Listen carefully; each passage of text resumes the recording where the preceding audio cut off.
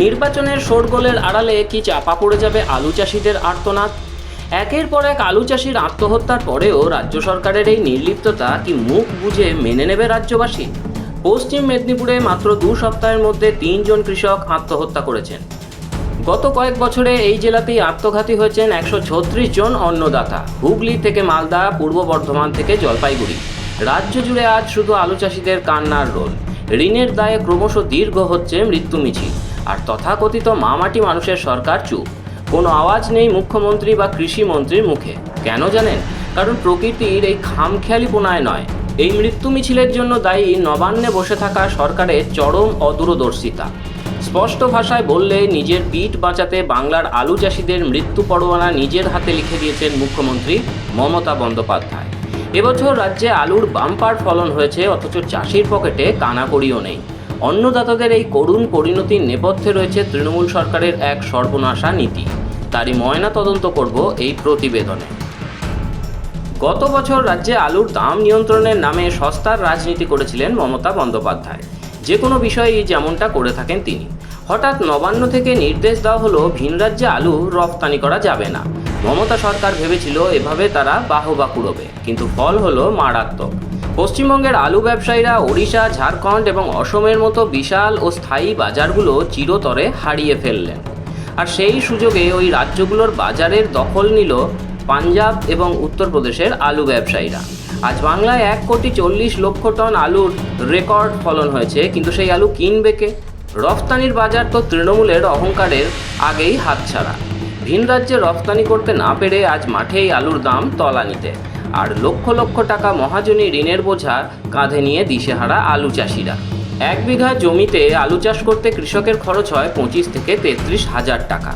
আর এখন সেই আলু মাঠ থেকে বেচতে হচ্ছে মাত্র 80 থেকে 200 টাকা কুইন্টাল দরে। এটা কোনো ক্ষতি নয়, এটা সর্বনাশ। অন্যদিকে কোল্ড স্টোরেজগুলো এখন পুরোপুরি তৃণমূল নেতাদের পকেটে। অভিযোগ, রাজ্যের 93টি কোল্ড স্টোরেজের বন্ড সব কিনে নিয়ে কালোবাজারি করছে তৃণমূলের সিন্ডিকেট আর ফোরেরা। আসল চাষিরা স্টোরেজের ধারে কাছেও ঘেঁষতে পারছেন না।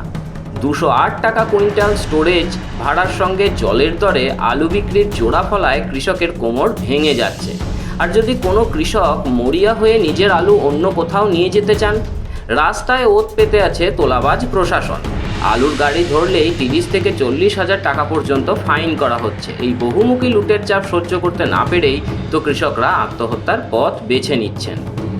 এতগুলো জলজ্যান্ত মানুষ ঋণের দায়ে মরে যাচ্ছে, অথচ তৃণমূল বা রাজ্য সরকারের কোনো হুঁশ নেই। উল্টে নির্লজ্জের মতো এই মৃত্যুগুলিকে পারিবারিক সমস্যা বলে ধামাচাপা দেওয়ার চেষ্টা করছে প্রশাসন। কোথায় গেল মুখ্যমন্ত্রীর কৃষক বন্ধু প্রকল্প? প্রাতিষ্ঠানিক ঋণের কোনো ব্যবস্থা নেই, তাই বাধ্য হয়ে মহাজনের কাছে চড়া সুদে জমি বন্ধক রাখছেন কৃষকরা। জমির রেকর্ডে গড়মিল করে রেখে পিএম কিষাণের মতো কেন্দ্রীয় প্রকল্পের টাকা থেকেও কৃষকদের বঞ্চিত করে রাখা হয়েছে। সরকার বড় গলায় প্রতিশ্রুতি দিয়েছিল 15 টাকা কেজি দরে আলু কিনবে, কিন্তু বাস্তবে 32,000 হেক্টর জমির ফসল নষ্ট হওয়ার পরও 1 টাকারও ক্ষতিপূরণ মেলেনি। উল্টে 11 লক্ষ মেট্রিক টন আলু আজ কোল্ড স্টোরেজে পড়ে পড়ছে।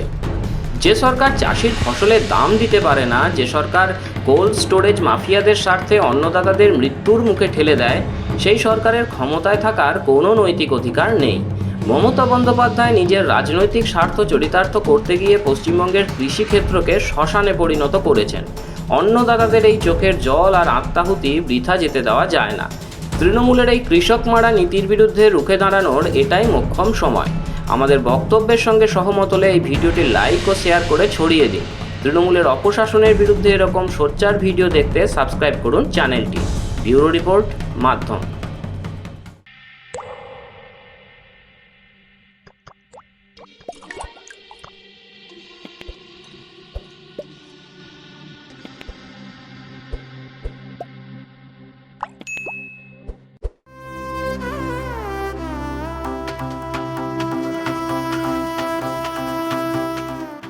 भारत विविधताओं का देश और भारत के हृदय में मध्य प्रदेश, जहां आस्था, प्रकृति और विकास एक साथ आगे बढ़ते हैं।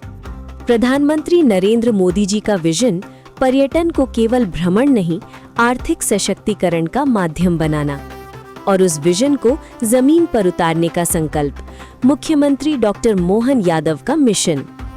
पीएम श्री पर्यटन वायु सेवा इंदौर, भोपाल, उज्जैन, ग्वालियर, जबलपुर, रीवा और खजुराहो को जोड़ती नई उड़ानें।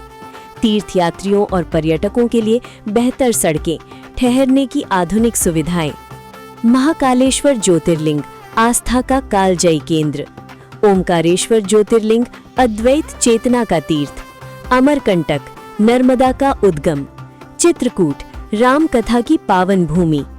Kanha tiger reserve, Bandhavgarh tiger reserve, Pench tiger reserve, प्रकृति संरक्षण के साथ इको टूरिज्म का विस्तार।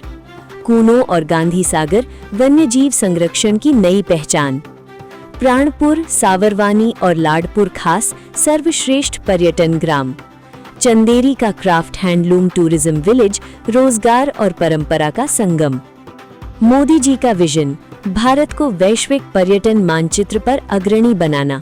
यादव जी का मिशन मध्य प्रदेश को उस विजन की धुरी बनाना। मध्य प्रदेश आस्था, प्रकृति और विकास का संगम।